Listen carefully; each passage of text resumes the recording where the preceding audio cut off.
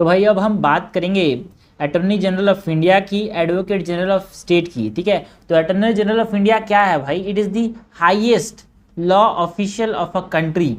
ठीक है, सबसे बड़ा वकील बोल सकते हो देश का, जिसको हम क्या बोलते हैं? अटॉर्नी जनरल बोलते हैं। वकील तो मतलब इन द सेंस है ना, मतलब काम के मुकाबले नहीं, सबसे बड़ा आदमी। ठीक है ना, highest law official in the order of precedence. ठीक है, मतलब सबसे ज़्यादा इज्जत इसको मिलेगी। ठीक है, अब अटॉर्नी जनरल की जितना एक और है भाई हमारे पास कैबिनेट सेक्रेटरी। हमने कवर किया है कि अटॉर्नी जनरल के जो ऑर्डर ऑफ प्रेसिडेंस में अटॉर्नी जनरल ऑफ इंडिया और जो हमारे पास कैबिनेट सेक्रेटरी और जो सुप्रीम कोर्ट के जजेस आते हैं ना, they are at the same level, okay, in the order of precedence. Advocate general of the state क्या है? The highest law official of a state. Okay, so start करते हैं भाई क्वेश्चन नंबर 1 से। Consider the following statement about the advocate general. Advocate general की बात करनी है। Advocate general, not attorney general. Advocate general मतलब समझ लेना भाई, स्टेट के अंदर हाईएस्ट लॉ ऑफिशियल है ये। कंफ्यूज मत होना, एग्जाम अभी तो मैं बता दिया हूँ तो हो रहा है, एग्जाम में तरह से कंफ्यूजन आया था और एग्जाम में आप किसी कंफ्यूजन का फायदा उठाएगा। He must be qualified to became a जज of the high court. Advocate general किसको बोलेंगे भाई? ऐसा जज जो कि हाई कोर्ट में अपॉइंटमेंट के लिए एलिजिबल हो। और हाई कोर्ट में अपॉइंटमेंट के लिए एलिजिबिलिटी क्या है भाई? पहला तो सिटीजन होना चाहिए, एंड दूसरा जुडिशियल ऑफिसर होना चाहिए 10 ईयर्स के लिए, या फिर एडवोकेट होना चाहिए हाई कोर्ट में, है ना, 10 ईयर्स के लिए। बिल्कुल सही बात है। द ग्राउंड फॉर इस removal is provided in the constitution. देखो भाई, एडवोकेट जनरल को कैसे रिमूव करेंगे? ये कॉन्स्टिट्यूशन के अंदर नहीं है। He hold the office under the pleasure of the government, और sorry, pleasure of the governor. Conventionally he resign from his office when the government changes, है ना। बिल्कुल सही बात है, कन्वेंशन है भाई, ऐसा नहीं है कि कहीं लिखा हुआ है, जरूरी नहीं है, बट हाँ कन्वेंशन ठीक है, फॉलो किया जाता है, मानना है। तो जनरली जब गवर्नमेंट रिजाइन करती है तो ये भी रिजाइन कर देता है। तो गवर्नमेंट रिजाइन नहीं, मतलब गवर्नमेंट चाहिए होता है तो ये भी रिजाइन कर देता है। करेक्ट हमसे पूछा गया, करेक्ट जगह 1 और 3, आंसर हो जाएगा डी। क्वेश्चन नंबर 2 है, with reference to the function of the CAG which of the following statement is are incorrect. हमको बात किसकी करनी है भाई? फंक्शन ऑफ सीएजी की बात करनी है। सीएजी के फंक्शन के बारे में हमसे इनकरेक्ट पूछा गया है। The executive can draw money from the public exchequer only with the approval of the CAG. देखो भाई, ये यूएसए के अंदर, ये ब्रिटेन के अंदर है। मैंने बात की थी पिछले वाले वीडियो में कि भाई सीएजी का जो पर्पस है ना, यहाँ पे इंडिया के अंदर सिर्फ और सिर्फ अकाउंट का काम करता है, अकाउंट ऑडिट का काम करता है। पैसा निकालने के लिए इसका कोई भी अप्रूवल की जरूरत नहीं पड़ती। ब्रिटिश के अंदर हाँ भाई, वहाँ पे उसके अप्रूवल की जरूरत पड़ती है। उसके पास वहाँ पे ऑडिट का रोल भी है और सुपरवाइजरी रोल भी है, but not in India, not in India. सही है, तो ये गलत बोल रहा है कि बोलता है कि इसकी परमिशन जरूरत है भाई, गलत नहीं, जरूरत नहीं है। It audit corporation like life insurance corporation of India, reserve bank of India, state bank of India, food corporation of India and other. No, इन सबको जो यहाँ पे लिस्ट दिए हैं ना, इनको प्राइवेट ऑडिटर्स जो होते हैं ना, वो ऑडिट करते हैं। ठीक है, ये ऑडिट नहीं करते सब चीज़ों को, याद रखना, ये एक्सेप्शन है, मतलब ये एक्सेप्शन नहीं, इनको ऑडिट ये नहीं करते। सो दिस इज इनकरेक्ट। ये किसको ऑडिट करता है भाई? सीएजी जो है, like it audit the airline, है ना, air India, it audit the railway corporation, okay, ये सब चीज़ों को ये ऑडिट करता है। तो इनकट हमारे पास दोनों है, आंसर हो जाएगा सी।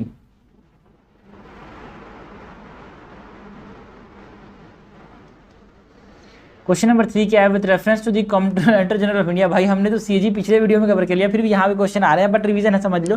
सीएजी की बात कर ली हमने पिछले बार में, और इलेक्शन कमीशन ऑफ इंडिया की बात कर ली। फिर से देख लेते हैं सीएजी के बारे में। ठीक है, तो कंप्ट्रोलर जनरल ऑफ इंडिया के बारे में हमसे क्या पूछा गया है? गलत बताना है, not correct. CAG head the Indian audit and account department. क्या स्टेटमेंट सही है भाई? ये हेड होता है क्या? बिल्कुल सही बात है, Indian audit and account department जो है उसका हेड होता है। ये एक आईएएस एंड IAAS ये सर्विस होती है भाई यूपीएससी के अंदर, जो कि आदमी को मिलता है, तो उसका हेड होता है CAG. The administrative expenses of the office of CAG including all salaries allowances are charge upon the consolidated fund of India. बिल्कुल सही बात है। सीएजी के बारे में आर्टिकल 148 डील करता है, और ये बोलता है कि जितने भी सैलरीज हैं, अलाउंसेस हैं, पेंशन हैं, वो कहाँ से आएंगे? CFI से आएंगे, कंसोलिडेटेड फंड ऑफ इंडिया से आएंगे, है ना, मतलब डायरेक्टली वहाँ से करते हैं भाई। They are not subject to voting.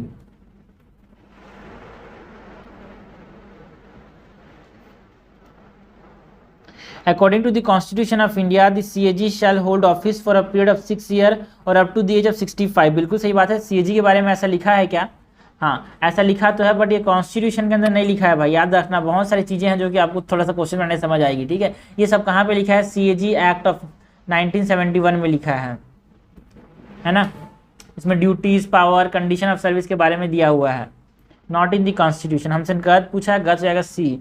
The CAG is not eligible for further office under the government of India after this ceases to hold office. बिल्कुल सही है। देखो, मैंने पिछली बार बताया था यार, आप सीक्वेंस में देखा करो। देखो, election commission of India he is eligible for further appointment. इसको ऐसे बनाता हूं, फर्दर अपॉइंटमेंट, ठीक है, CAG, election commission of India. CAG is not eligible for further appointment but election commissioners are eligible for appointment। Okay, so दोनों में difference याद रखना भाई, और कंफ्यूज किया जाएगा आपको इन दोनों में। क्वेश्चन 4 है विच ऑफ द फॉलोइंग। उसी हमने पिछले बार में election commission of India CAG को साथ साथ किया था, because we have to study things comparatively, जिससे चीज़ें ज़्यादा दिन तक दिमाग में रहेगी।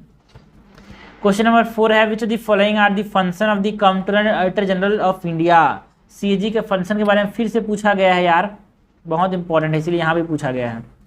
Auditing all expenditure from the consolidated fund of India, auditing all the expenditure from the consolidated fund of India. क्या ये सही है भाई? जो कॉन्सोलिडेटेड फंड ऑफ इंडिया से उसका एक्सपेंडिचर वो ये ऑडिट करता है। बिल्कुल सही बात है। ऑडिट का मतलब है कि कौन कहाँ पे कितना स्टोर हो रहा है, कितना खर्च हो रहा है, इसको देखना। ऑडिटिंग ऑफ, जैसे हमारी मम्मियाँ करती हैं घर में, है ना, auditing of all expenditure from the contingency fund of India. बिल्कुल सही बात है, कंटिजेंसी फंड में पैसा कहाँ खर्च हो रहा है उसको देखता है यार। Compiling and keeping the account of various ministries of the union government. क्या डिफरेंट मिनिस्ट्रीज को देखता है यार, उनके अकाउंट्स को देखता है? ना भाई ना, उनको कीप नहीं करता, उनको दूसरा आदमी है भाई, उनको कीप नहीं करता ना उनको कंपेल करता है।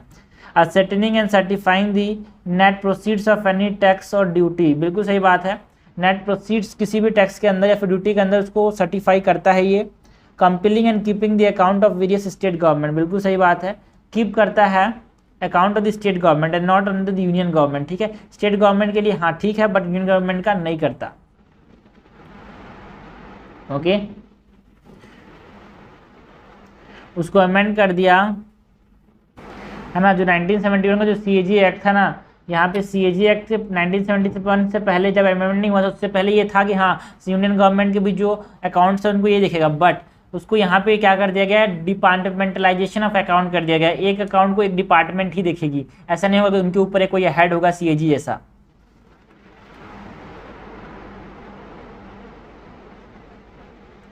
Departmentalisation of account. हमसे क्या पूछा है? करेक्ट पूछा है, करेक्ट हो जाएगा 1 2 4 5, आंसर हो जाएगा B 1 2 4 5। क्वेश्चन नंबर 5 है consider the following statement. The appointment of the Advocate General of a state is done by the state government, or sorry, state governor, while removed by the president। गलत है भाई, because जो advocate general होता है वो तो पता है सबको कि हाईएस्ट लॉ ऑफिसर होता है, उसको अपॉइंट कौन करता है? Governor of the state. And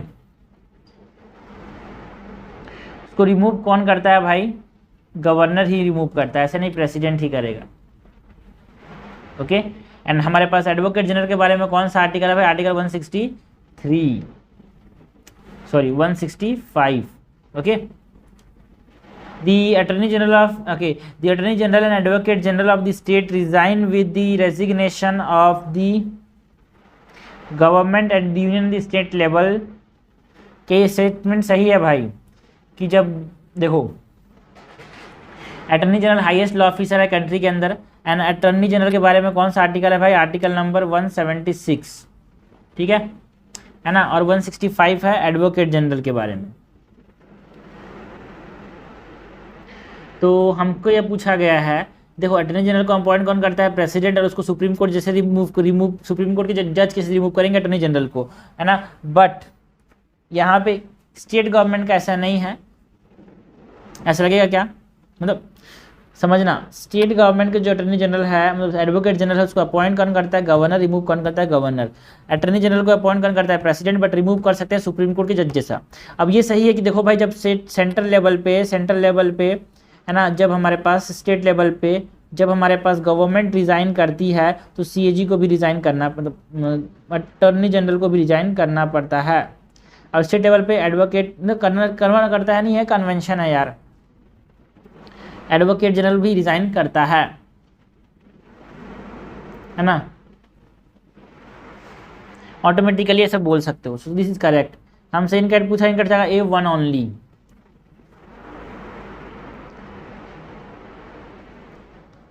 question number 6 क्या है भाई? विच of the following statement given below is least appropriate in the context of Indian constitution. हमसे क्या पूछा गया है? इंडियन कॉन्स्टिट्यूशन के बारे में इनमें से कौन सा लीस्ट अप्रोप्रिएट है, सबसे कम सही है, ये पूछा गया है। The constitution mention the immunities and privileges of the advocate general of the state. कौन कौन से इम्यूनिटीज या फिर कौन कौन से प्रिविलेजेस जो एडवोकेट जनरल, मतलब जो highest law officer of state को देते हैं, वो क्या कॉन्स्टिट्यूशन के अंदर मेंशन है? अबे छोटी मोटी चीज़ों के लिए कॉन्स्टिट्यूशन में लिखने की जगह नहीं है, ऐसा लगेगा, बट इट्स करेक्ट यार, है ना। आर्टिकल 194 के अंदर बताया गया है कौन कौन से पावर्स हैं, कौन कौन से प्रिविलेजेस हैं, कौन कौन से इम्यूनिटीज़ हैं एडवोकेट जनरल के, तो it is correct. The audit and account of the union government were separated during the tenure of Indira Gandhi. देखो भाई, जो ऑडिट है या फिर अकाउंट है यूनियन गवर्नमेंट का, उसको सेपरेट कर दिया गया इंदिरा गांधी के समय। बिल्कुल सही बात है, बिकॉज अमेंडमेंट कर दिया गया। जो सीएजी एक्ट था ना भाई, सीएजी एक्ट ऑफ 1971, उसमें अमेंडमेंट कर दिया और वो सेपरेट कर दिया उनको। जो अकाउंट था ना, audit of the central government को सीएजी करेगा, सिर्फ और सिर्फ ऑडिट करेगा, है ना। जैसे ब्रिटिश के अंदर हमारे पास क्या है, मतलब ऑडिट भी करता है, अप्रूवल भी करता है। वो अप्रूवल वाला जो चीज़ें थी ना, उसको हटा दिया, ठीक है। सो दिस इज क्या लिखा है, सेपरेट, बिल्कुल सही है यार, इंदिरा गांधी गवर्नमेंट के समय ये किया था। CAG submit the audit report to the state government account in the legislature of the state concern. किसी स्टेट के अंदर अगर वहाँ पे क्या है ना, लेजिस्लेचर का, मतलब उसने ऑडिट किया तो उसको स्टेट लेजिस्लेचर में पेश नहीं करता भाई, मतलब रिपोर्ट, है ना, report of the state government state legislature में पेश नहीं करता। उसको किसको देता है भाई? गवर्नर को देता है, ठीक है। और वो गवर्नर जाके उसको लेजिस्लेचर में पेश करता है। So this is incorrect. हमसे इनकरेक्ट तो पूछा है, आंसर हो जाएगा C. The third schedule of the constitution set out the forms of oath to be taken by the CAG. बिल्कुल सही बात है, थर्ड शेड्यूल के अंदर सीएजी का ओथ है, सुप्रीम कोर्ट के जजेस का ओथ है, ठीक है। थर्ड शेड्यूल के अंदर एमपीज का ओथ है, एमएलएस का ओथ है ना, एमपीज का, एमएलएस का, एंड जो कि लोग जज हैं, सुप्रीम कोर्ट जज प्लस हाई कोर्ट के जज, सबका थर्ड शेड्यूल के अंदर है। सेकंड शेड्यूल के अंदर मत भूलना भाई, सेकंड शेड्यूल के अंदर क्या है? Salaries and allowances. पहले पैसा कमाना होता है, उसके बाद ओथ लेना होता है ना, मेन चीज़ ये है, सबका पहला प्रायोरिटी पैसा है।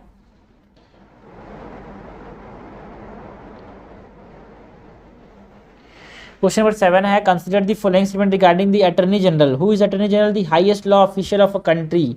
हमको बात किसकी करनी है? अटॉर्नी जनरल की बात करनी है। और अटॉर्नी जनरल के बारे में कौन से आर्टिकल में बताया गया है भाई? And the constitution has provided the office of attorney general in article 76, ठीक है। मैंने ऊपर में कुछ और लिखा था क्या बे? 100 कुछ लिख दिया था क्या? 76 में अटॉर्नी जनरल के बारे में लिखा है, जो कि यूनियन एग्जीक्यूटिव का पार्ट है, ठीक है। कहाँ गया यार ये क्वेश्चन? मैंने आर्टिकल्स, हाँ,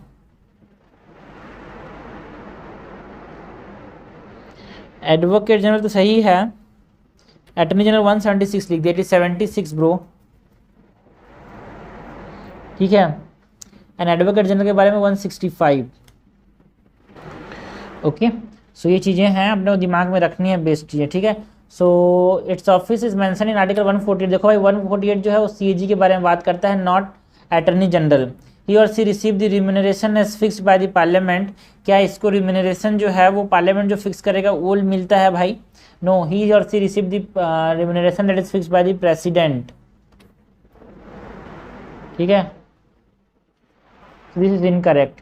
ही और she is under the pleasure of the president. बिल्कुल सही बात है, प्लेजर ऑफ द प्रेसिडेंट होता है, एंड अपॉइंट वही करेगा ना यार, इसीलिए। एंड बट कॉन्स्टिट्यूशन के अंदर इसके प्रोसीजर नहीं मेंशन है कि क्या के अकाउंट में क्या ग्राउंड रहेगा इसका रिमूव करने का, क्या प्रोसीजर रहेगा। सो मेरे पास इसका रहता है कि ही और she hold the office during the pleasure of the president. तो करेक्ट हमसे पूछा है, कट जाएगा 3 ओनली। आंसर हो जाएगा 7 का बी। क्वेश्चन नंबर 8 है consider the following statement, attorney general does not fall in the category of the government servant. कि अटॉर्नी जनरल जो है वो गवर्नमेंट सर्वेंट नहीं है भाई, बिल्कुल सही बात है, ये बहुत इंपॉर्टेंट चीज़ है यार। ये फुल टाइम काउंसिल होता है गवर्नमेंट का, ऐसा नहीं है, कोई भी गवर्नमेंट सर्वेंट नहीं है ये। तो क्या है ना, ऐसा नहीं है। गवर्नमेंट सर्वेंट लोग क्या होते हैं, कोई प्राइवेट काम करने से रोका जाता है उनको, but he is not debarred from doing any private practice, so it is not है ना category, that's why that it do not follow, that's why do not fall under the category of government servant. He can defend accuse person in criminal prosecution without the permission of the government of India. ना, permission लेना पड़ेगा यार किसी को भी defend करने के लिए, है ना, परमिशन लेना पड़ेगा गवर्नमेंट ऑफ इंडिया का। सो this is incorrect. He enjoys all the immunities and privileges that are available to the member of the parliament। बिल्कुल सही बात है, जो immunities and privileges member of the parliament MPs को मिलती हैं वही अटॉर्नी जनरल ऑफ इंडिया को मिलती हैं। मतलब कहीं भी किसी भी प्रोसीडिंग्स में वो जाकर पार्टिसिपेट कर सकता है, वहाँ पे बोल सकता है, किसी भी हाउस के है ना जॉइंट सेटिंग में भी वो बैठ सकता है, बट राइट टू वोट नहीं होता। ठीक है, करेक्ट हमसे पूछा गया यार, करेक्ट जाएगा 1 और 3, आंसर हो जाएगा बी ना। क्वेश्चन नंबर 9 है consider the following statement regarding advocate general of state. हमको अटॉर्नी जनरल की बात नहीं करनी है, एडवोकेट जनरल की बात करनी है। Advocate general is the highest law officer of the country, और इसके बारे में आर्टिकल कौन सा है 163। अटॉर्नी जनरल के बारे में आर्टिकल सॉरी यार 63 क्यों लिखता हूँ बार बार, 165। ठीक है, he must be a person who is qualified to be appointed as a जज ऑफ द सुप्रीम कोर्ट। देखो एडवोकेट जनरल के लिए बोला गया है, not attorney general. Supreme court के जज को अपॉइंट करने के लिए जो क्राइटेरिया है ना वो अटॉर्नी जनरल के लिए है, not advocate general. So advocate general बनने के लिए he should be qualified to became the जज ऑफ द हाई कोर्ट। और हाई कोर्ट के जज बनने के लिए आदमी क्या होना चाहिए भाई, 10 साल तक जुडिशियल ऑफिस में काम करना चाहिए, फिर एडवोकेट होना चाहिए हाई कोर्ट में 10 साल के लिए। He hold office during the pleasure of the governor. बिल्कुल सही बात है यार, जैसे कि अटॉर्नी जनरल जो है वो अटॉर्नी जनरल जो है प्लेजर ऑफ द प्रेसिडेंट के अंदर ऑफिस होल्ड करता है, गवर्नर के अंडर होल्ड करता है ऑफिस को advocate general. He has a fix tenure of 3 year as prescribed in the constitution. ना भाई ना, कॉन्स्टिट्यूशन में इसका कोई भी प्रिस्क्राइब टेन्योर नहीं दिया हुआ है। ठीक है, इन कट हमसे पूछा गया है and they are eligible for reappointment, याद रखना। बिकॉज वेणुगोपाल जी को देखो भाई बहुत समय तक वो अटॉर्नी जनरल है, अभी भी अटॉर्नी जनरल है, तो ये बहुत समय तक रख सकते हैं। ठीक है ना, they do not have a fix tenure both advocate and attorney general. ठीक है, तो थोड़ा सा को रिलेट करना भाई, सेंट्रल और स्टेट को, जहाँ पे डिफरेंसेस होगा मैं वहाँ बता दूंगा, बट ज़्यादा चीज़ें थोड़ी सेम ही रहती है। इन कट हमसे पूछा 1 और 3 इज इनकरेक्ट, 9 का आंसर हो जाएगा बी। क्वेश्चन नंबर 10 है with reference to attorney general consider the following statement. Attorney general के बारे में आर्टिकल बता भाई, article 76 highest law officer of a country. His consent is required to initiate proceedings for criminal contempt of supreme court in case motion is brought by a person other than himself. मतलब अगर supreme court को किसी के ऊपर criminal contempt करना है तो क्या अटॉर्नी जनरल का परमिशन लेना जरूरी है भाई? बिल्कुल जरूरी है। His consent is mandatory when a private citizen want to initiate a case of contempt of court against a person। बिल्कुल सही बात है, एक प्राइवेट सिटीजन किसी है ना किसी के पर्सन के खिलाफ कंटेम्प्ट ऑफ कोर्ट अगर इशू करना चाहता है तो उसका कंसेंट क्या है, मैंडेटरी है। किसका? अटॉर्नी जनरल का। Supreme court can not take suo motu cognizance in case of criminal contempt of the supreme court. देखो भाई, अटॉर्नी जनरल डिनाइज कंसेंट, अगर अटॉर्नी जनरल ने डिनाइज कर दिया कंसेंट को तो द मैटर खत्म हो जाता है। ठीक है, हाउएवर सेपरेटली अगर एक इशू नोटिस मतलब एक अगर सुप्रीम कोर्ट ने अलग से इशू किया notice of the court and वो अर्ज करता है कोर्ट को कि वो खुद से ये केस ले ले तो ले सकता है यार। Can not take suo motu cognizance in the criminal contempt of supreme court, no, गलत बोल रहा है यार, खुद के ऊपर ले सकता है।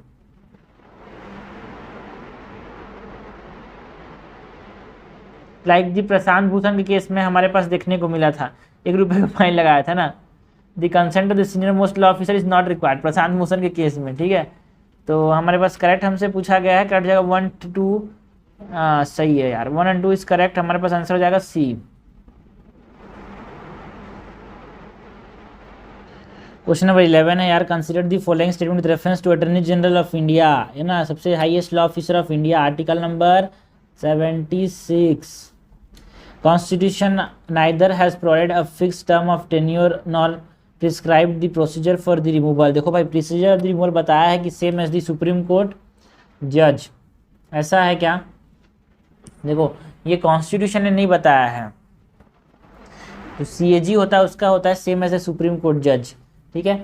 इसने ना ही बताया है, इन्हें बस ये बोला गया है, हमको ये पता है कि इसको अपॉइंट कौन कर रहा है, प्रेसिडेंट, तो he hold the office during the pleasure of the president, ठीक है। कॉन्स्टिट्यूशन में नहीं बताया, तो सही बोल रहा है यार, नहीं बताया।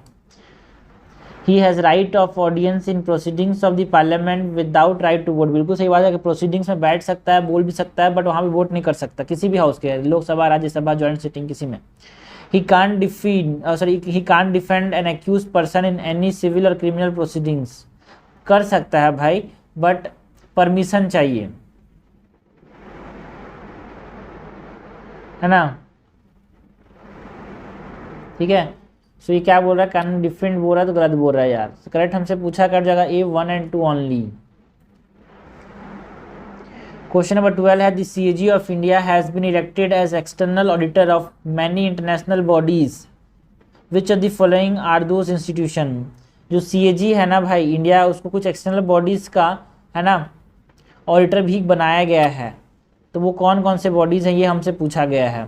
तो इंटरनेशनल एटॉमिक एनर्जी एजेंसी, क्या उसका ऑडिटर बनाया गया है सीएजी को? हमारे पास इंडिया के सीएजी को क्या, है ना, इसका ऑडिटर बनाया गया है, बिल्कुल सही बात है। जो इंटरनेशनल एटॉमिक एनर्जी एजेंसी है उसका भी ऑडिटर बनाया गया है 2022 से लेकर 2027 तक, इसीलिए न्यूज़ में था यार ये।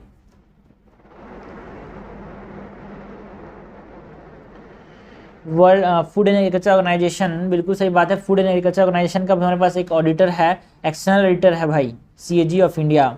वर्ल्ड हेल्थ ऑर्गेनाइजेशन का भी एक एक्सटर्नल ऑडिटर है, सीएजी ऑफ इंडिया। तो कितना इंपॉर्टेंट चीज़ें हैं, ठीक है। कट हमसे पूछा कट जाएगा D1, 2 and 3।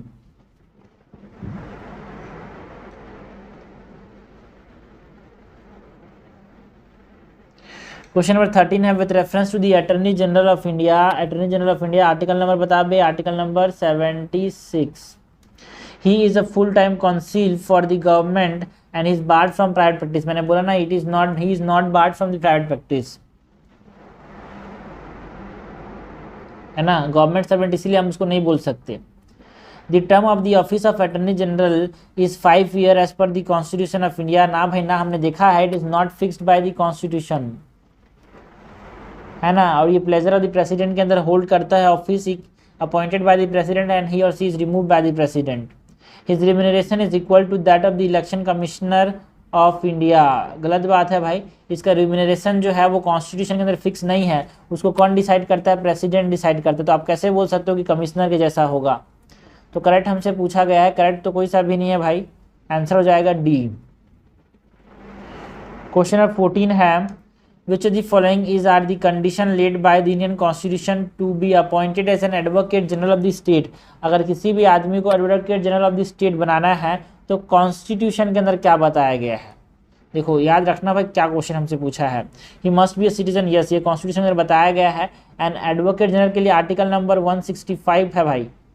He must have held a judicial office for 10 years और been advocate for high court for 10 years, तभी तो क्या कर सकते हैं, उसको अपॉइंट कर सकते हैं जज ऑफ द हाई कोर्ट। तो ये भी सही है। He can be an eminent jurist. देखो भाई, एमिनेंट जूरिस्ट का जो कॉन्सेप्ट है वो सिर्फ और सिर्फ हमारे पास सुप्रीम कोर्ट के जज के जितना है। एंड सुप्रीम कोर्ट के जज मतलब समझना, आप अटॉर्नी जनरल किसी को बनाना चाह रहे हो तो एक एमिनेंट जूरिस्ट का कॉन्सेप्ट आता है, नॉट एडवोकेट जनरल, ठीक है। तो करेक्ट हमसे पूछा गया, कट जाएगा A1 and 2 ओनली। क्वेश्चन 15 क्या है, this body is known as the friend philosopher a guide to the public account committee. तो बच्चे को इतना समझ आ जाएगा कि पब्लिक अकाउंट कमिटी के साथ कौन दोस्त है यार, CAG of the parliament. This body ascertain and certifies the net proceeds of any tax और duty which of the following office is describe in the above statement. तो this is comptroller general of India, ठीक है। And comptroller general of India के बारे में article number 148। Basic चीज तो हमको पता होना चाहिए यार। और वो हेड है भाई इंडिया के अंदर जो ऑडिट एंड अकाउंट डिपार्टमेंट है उसका। और याद रखना, CAG is not eligible for further appointment, not eligible for further appointment. Who is eligible then? Election commissioners. Question number 16 है CAG enable in ensuring the financial accountability of the executive to the legislature. जो executive का financial accountability है वो legislature में ये ensure करता है क्या? बिल्कुल सही बात बोल रहा है यार. Considering such an importance, the CAG office should be independent of the executive. This independence and impeachment process of the CAG substantially modeled upon which of the following elements. ठीक है, तो हमारे पास जो CAG का इम्पीचमेंट या फिर impedance independence वाले जो चीज़ें हैं, प्रोसेसेस हैं, वो किसके ऊपर बेस्ड है यार, है ना, वो किसके ऊपर बेस्ड है ये हमसे पूछा गया है. क्या गवर्नमेंट ऑफ इंडिया 1935 में बेस्ड है यार? क्या गवर्नमेंट ऑफ इंडिया 1935 में बेस्ड है? बिल्कुल बेस्ड है, बिकॉज हमने जो ऑफिस ऑफ CAG लिया है वो एक तरह से गवर्नमेंट ऑफ इंडिया 1935 से लिया है ना. जो अटर्नी जनरल है ना यार, उसको रिमूव करना बहुत मुश्किल टाइप का, क्योंकि आप जो अटर्नी जनरल है उसको आप कैसे रिमूव कर सकते हो? लाइक द सुप्रीम कोर्ट जज ओनली. क्वेश्चन नंबर 17 है which of the following constitutional post hold office during the pleasure of the president. तो प्लेजर ऑफ द प्रेसिडेंट में कौन कौन से कॉन्स्टिट्यूशनल पोस्ट होल्ड करते हैं ऑफिस? तो CAG तो आपको पता है भाई, ये तो है हमारे पास ऑफिस जो है उसको रिमूव कर सकते हैं सुप्रीम कोर्ट के जैसे जज के, तो इसको do not hold the office under the pleasure of the president. Attorney general बिल्कुल सही बात है, और प्रेसिडेंट बोला है तो एडवोकेट जनरल नहीं होगा, because advocate general hold the office under the pleasure of the governor. ठीक है, तो ये इंपॉर्टेंट चीज को याद रखना कि attorney general hold the office under the pleasure of the president. Sorry देखो, सुप्रीम कोर्ट के जज के से किसको रिमूव करना है भाई? सुप्रीम कोर्ट के जज के से किसको रिमूव करना है? दो लोगों को यहाँ पे ध्यान देना अपने को, एक CAG है और एक इलेक्शन कमिश्नर. तो कोई इंडिपेंडेंस बनाए रखने के लिए करेक्ट हो जाएगा C.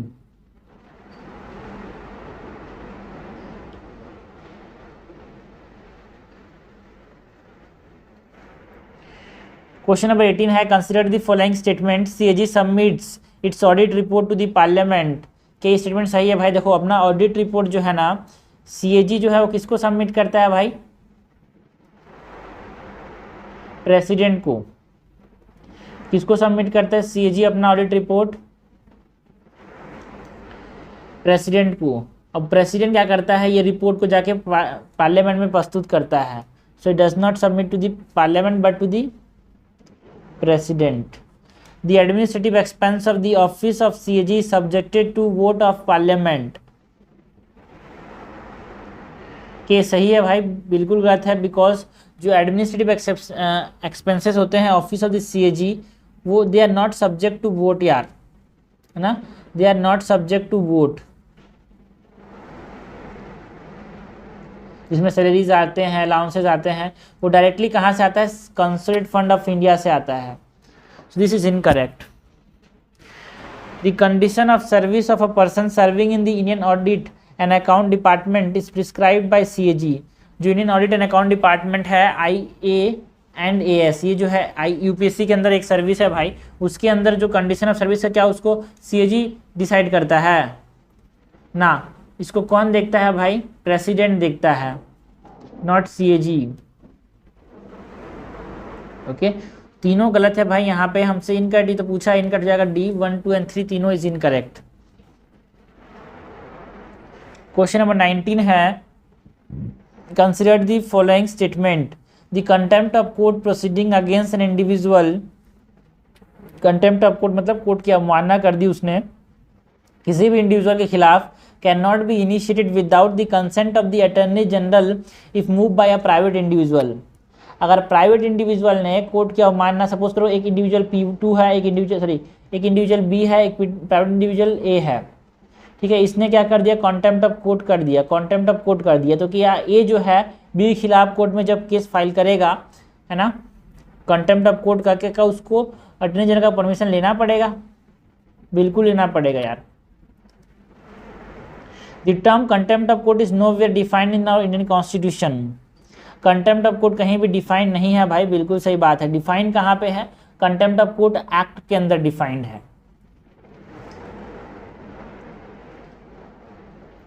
The supreme court and the high court can take suo motu cognizance of the court of contempt. क्या सो मोटो कॉग्निसेंस ले सकते हैं भाई कंटेम्प्ट ऑफ कोर्ट का? बिल्कुल सही बात है. आर्टिकल 129 जो है सुप्रीम कोर्ट को ये पावर देता है कि वो अपने ऊपर कोई भी गलत अवमानना मतलब एक प्रकार से कंटेम्प्ट का खिलाफ ये खुद से सो मोटो केस ले सकता है ना। लेकिन कंसेंट लेना पड़ेगा अटॉर्नी जनरल से भी, एंड अगर कोई इंडिविजुअल आ रहा है बाहर से, इंडिपेंडेंट मोशन है, तो before it by the attorney general. ठीक है, तो बेसिक थोड़ी सी चीज़ें हैं, थोड़ी सी कॉम्प्लिकेटेड हैं, बट उतना याद नहीं रखना अपने को। बेसिक चीज़ रखना कि सुप्रीम कोर्ट जो है, हाई कोर्ट जो है सो मोटो अपने एक बार केस ले सकता है। अगर प्राइवेट इंडिविजुअल की बात आई तो वहाँ पे अगर प्राइवेट इंडिविजुअल जो है बिना अटॉर्नी जनरल के परमिशन के कंटेम्प्ट ऑफ कोर्ट इनिशिएट नहीं कर सकता। ठीक है, छोटी छोटी चीज़ें ज़्यादा कॉम्प्लिकेट नहीं करना है, बेसिक चीज़ें हैं, यही आएगी सिंपल सी चीज़ें। बिकॉज अगर CAG न्यूज़ में है तो आपको ज़्यादा कॉम्प्लिकेट नहीं करेगा, बिकॉज जा तो बहुत डेप्थ में सकते हो बट उतना डेप्थ में जाएगी नहीं, बिकॉज बेसिक नॉलेज हमको पता होनी चाहिए। ठीक है, तो 19 का आंसर क्या है भाई, तीनों सही है, तो आंसर क्या होगा D 1, 2 and 3। क्वेश्चन नंबर 20 है, which of the following office enjoy all the privileges and immunities that are available to a member of the parliament. ठीक है, कौन कौन सी प्रिविलेजेस और इम्यूनिटीज जो एक पार्लियामेंट में मेंबर MP के पास है वो कौन और एंजॉय करता है, तो CAG तो करेगा ही करेगा, अटॉर्नी जनरल तो करेगा ही करेगा। ठीक है, ऐसा लगेगा CAG नहीं करता यार, अटॉर्नी जनरल करता है, सॉलिसिटर जनरल नहीं करता। मतलब अटॉर्नी जनरल जाके वहाँ पे बैठ सकता है किसी प्रोसीडिंग में, लोकसभा राज्यसभा के, वहाँ पे बोल सकता है ना, वहाँ पे वोट नहीं कर सकता लेकिन। ठीक है, तो करेक्ट हमसे पूछा गया, कट जाएगा B 2 ओनली। क्वेश्चन नंबर 21 है, in the context of the attorney general of India consider the following statement. हमको बात किसी करनी है अटॉर्नी जनरल ऑफ इंडिया की। आर्टिकल नंबर बताओ भाई, आर्टिकल नंबर है 76। एंड एडवोकेट जनरल के लिए कौन है, एडवोकेट जनरल के लिए article number 165। The attorney general of India is considered as a member of cabinet like in the case of UK government. ना भाई ना, अटॉर्नी जनरल ऑफ इंडिया को मेंबर ऑफ द कैबिनेट नहीं माना जाता, UK के अंदर माना जाता है बट यहाँ पे माना जाता है। अटॉर्नी जनरल का जो पावर है UK में बहुत ज़्यादा है, मतलब उससे बहुत ज़्यादा है। ठीक है, इंडिया के अंदर नहीं माना जाता। ठीक है, he should not advise any minister or department unless the proposal or reference is received through the Department of Personnel and Training। जब तक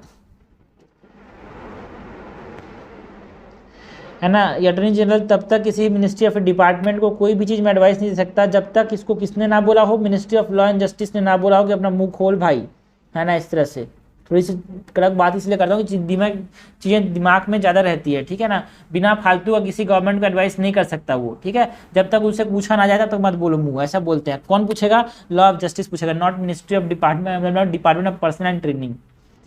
करेक्ट हमसे पूछा गया, करेक्ट तो कोई सा भी नहीं है भाई, आंसर हो जाएगा 21 का D। लास्ट क्वेश्चन है 22 नंबर का, क्या बोलता है भाई, with reference to advocate general of a state.